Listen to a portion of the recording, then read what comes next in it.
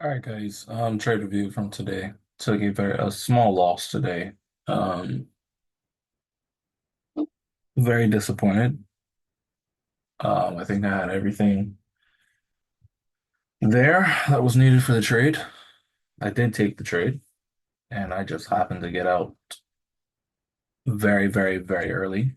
Um, Saw there was news at 10 o'clock, so I was like, yeah, let me hop on out.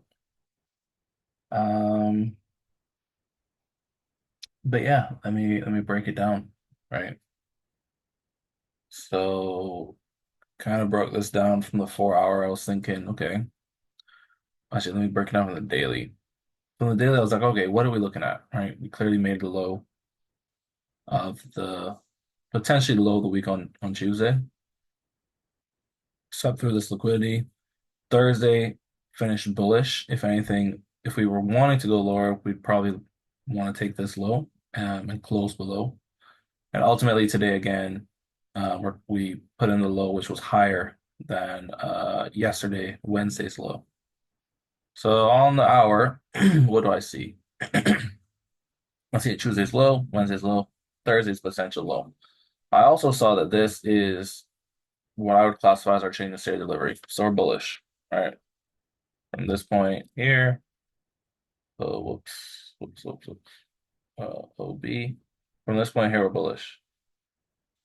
And I was like, all right, cool, we're bullish. Let's look for longs. So, come into 9:30. Let's do that real quick. Actually, before that, let me go on the 15 minute. What am I seeing on the 15 minute that's suggesting to me that we want to go long? I'm looking at this here. You have this change of state of delivery. Sorry, this point here. We go bullish. We close above. Price comes back into the discount of this, expands again. Bullish. We have this low, this change of state of delivery. That's what pushes us higher. We have this change of state of delivery here again. That's what pushes us higher. And ultimately, we come into, oh, sorry, London. So London manipulates the equal lows, pushes higher, closes above, gives us our change in state of delivery to go bullish. So from there, I should be looking long, which is what I was doing. And what the hell is this going on here? Jeez, this thing is rocketing south now, which is fine. Not something I was looking at. I was looking for a reaction potentially from here, but how this is moving right now, I'm not looking at that at all. So what am I looking at, right? 9:30 comes in, we manipulate the lows, we take liquidity, we're bullish.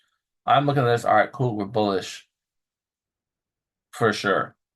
Um, so we have this manipulation range here, like so. So I'm looking at this. We have this manipulation range, right? This is at 9:30 we open, we have this high, then 9:31 we purposely push lower, take out all the equals, and then look to expand. Cool.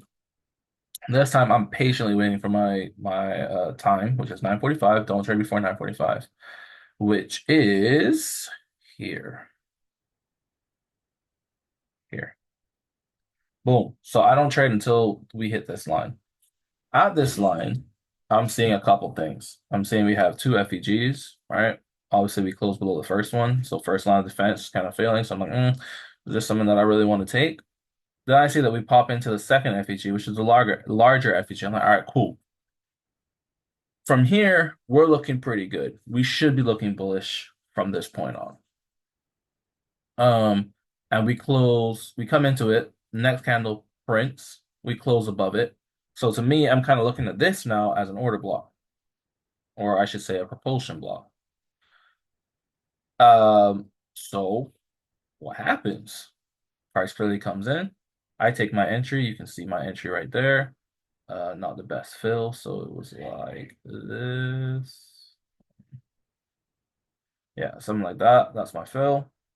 And I was looking to have my stop below here. If it wicked it, that was cool, but I was primarily looking for a close. I didn't want to close below here at all because that completely invalidates my setup. So we're just trucking along. And um I see that, well, not see. I was reminded like, yo, there's 10 o'clock news. Maybe I should hop out. Um, because I didn't honestly didn't remember those 10 o'clock news. I knew there was 8:30 news, but didn't know there was 10 o'clock. So I ended up hopping out on this candle.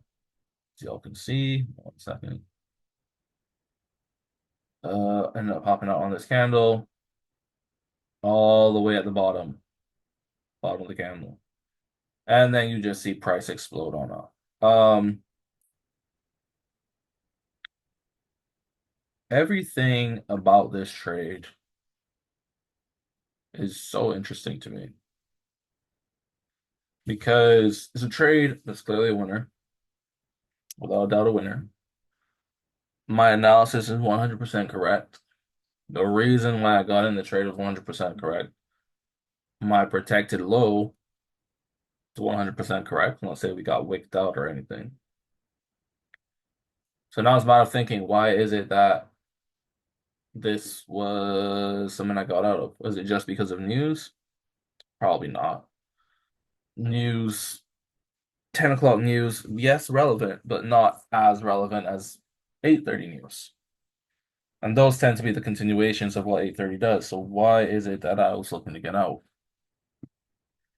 Thinking back on the trade, a little bit of anxiety, I'd say, in terms of first trade since coming back. I had a trade earlier this week that I analysis was 100% correct on. I got pulled away from work, from my desk for work in my office, and I ended up missing the trade. So I think there's a little bit of that anxiety there, a little bit. Why is it that I'm not looking to trade?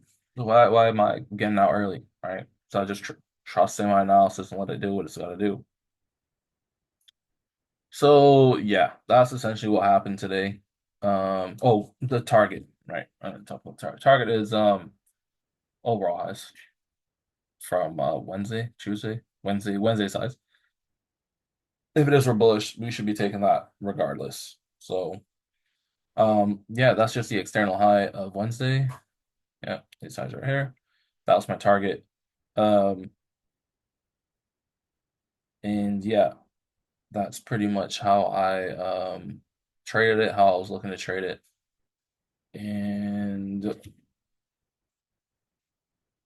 I think in the future, what I'm just gonna do is once I take a trade, once I'm entered in a trade, get up and leave.